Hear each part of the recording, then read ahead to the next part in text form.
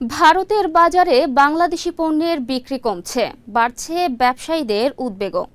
চলতি অর্থবছরের প্রথম 10 মাসে ভারতে বাংলাদেশের পণ্য রপ্তানি কমেছে প্রায় 3.5%।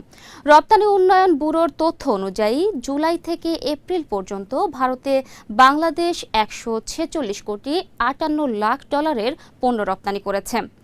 আগের অর্থবছরের একই সময়ে যা ছিল 152 কোটি 78 লাখ ডলার।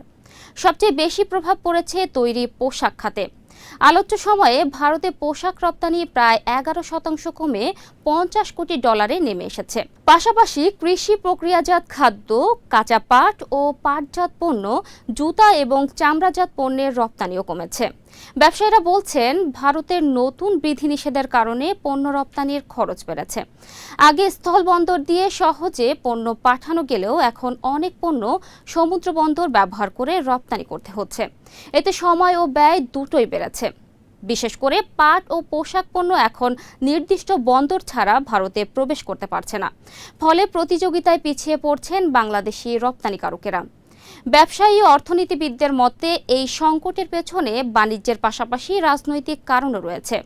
তারা বলছেন, দুই দেশের মধ্যে উচ্চ পর্যায়ের আলোচনা হলে বিধিনিষেধ শিথিল হওয়ার সুযোগ রয়েছে। কারণ ভারত বাংলাদেশের অন্যতম গুরুত্বপূর্ণ রপ্তানি বাজার।